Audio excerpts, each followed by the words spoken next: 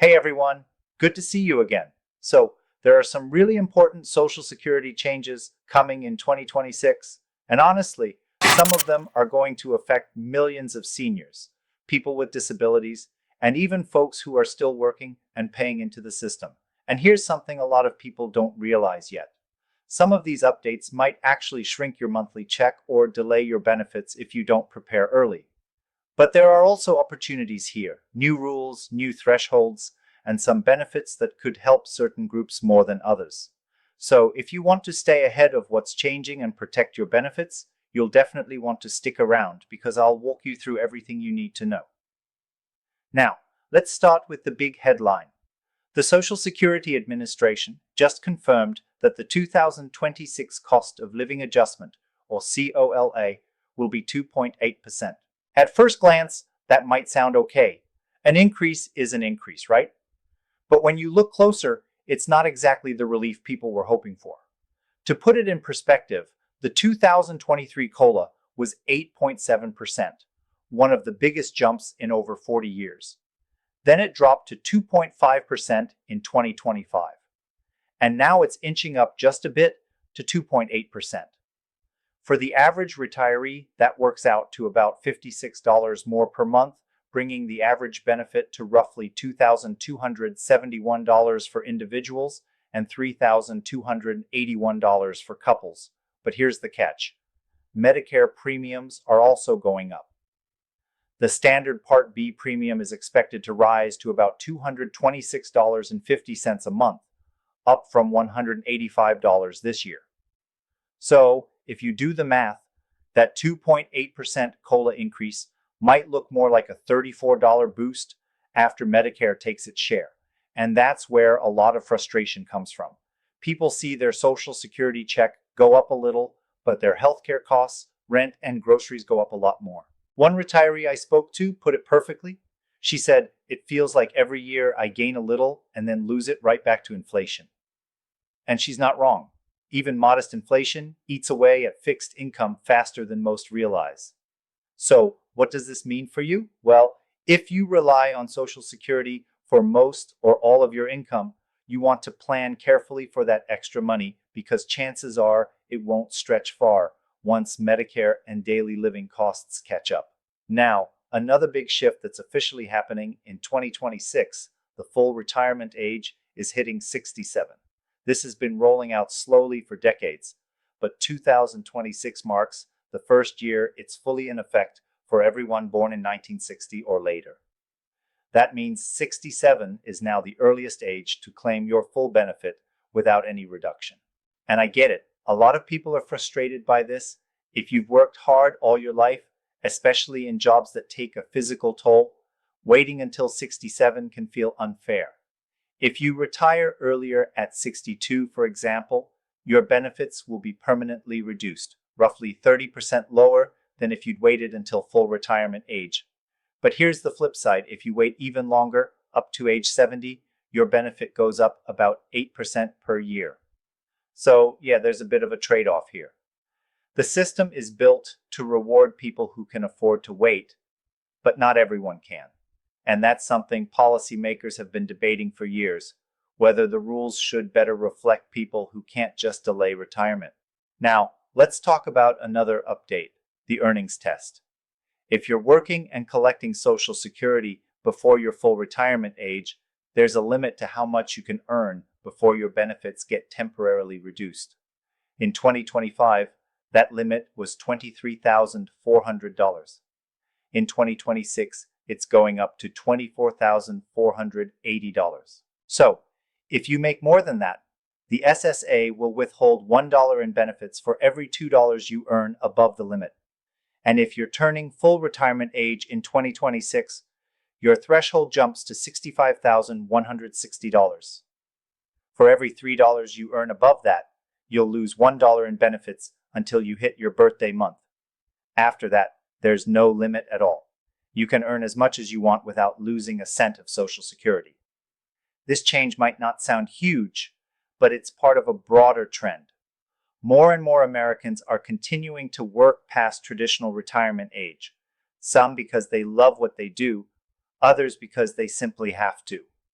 These updated thresholds give a little more breathing room to those trying to balance work and benefits. Also, one thing I know a lot of people are wondering about: taxes. The Social Security payroll tax is staying at 6.2%, but the income cap, that's the amount of money that can be taxed, is going up. In 2025, it was $176,100. Next year, it's $184,500. That means higher earners will be paying a little more into the system, about $11,439 in total Social Security tax for 2026.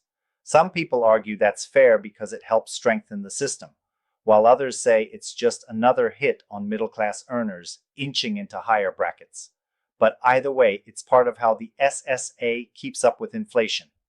Oh, and don't forget, there's no cap on Medicare taxes. Every dollar you earn is taxed for Medicare. And if you're earning over $200,000 as an individual or $250,000 as a couple, you'll pay an extra 0.9%. Now, let's shift to something that often gets overlooked: work credits. This is what determines whether you even qualify for Social Security benefits. You need 40 credits total, and you can earn up to 4 per year, but the amount of income you need per credit is going up again. In 2026, you'll need to earn $1,890 for each credit. That's $7,560 for the full 4. It's a small jump from last year, but it's a reminder that the system adjusts with wages. And no, earning more than 40 credits doesn't increase your benefit. What really matters is your 35 highest earning years.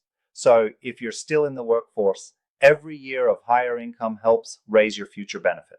Now, here's where things get a little concerning. The Social Security Trust Fund is still facing a serious shortfall. Current estimates show it could become insolvent by 2033, meaning the program wouldn't be able to pay full benefits and everyone's checks could be cut by about 23%. That's not a scare tactic. That's the official projection. If that happened, the average retiree could lose roughly $400 to $500 a month, and fixing it isn't easy. It would take major changes like raising taxes, cutting benefits, or both. President Trump's administration has been trying to manage this challenge while keeping its promise not to cut Social Security for current retirees. There's been talk of improving efficiency and adjusting how funds are managed, but long-term solutions are still up in the air. And while we're talking about administration changes, there's another rule expected to take effect in January 2026 that's already causing a stir. It's about disability benefits, specifically Social Security Disability Insurance, or SSDI.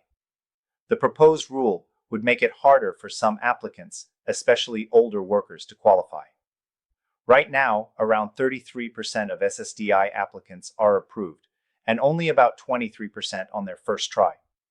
The average SSDI benefit is $1,538 a month. The new rule could cut approval rates even further by changing how age, education, and job history are factored into eligibility decisions. Critics say this could hurt millions of people who genuinely can't work anymore but don't fit neatly into the new criteria. If you or someone you know is planning to apply for disability benefits next year, now's the time to start preparing.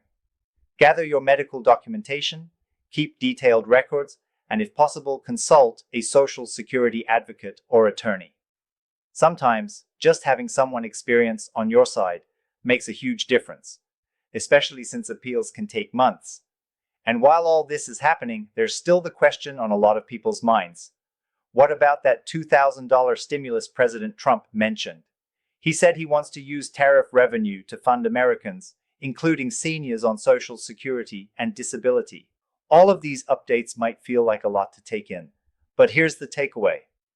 The Social Security of 2026 is going to look different.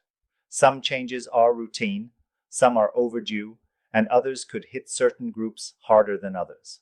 The best thing you could do right now is stay informed and take small proactive steps.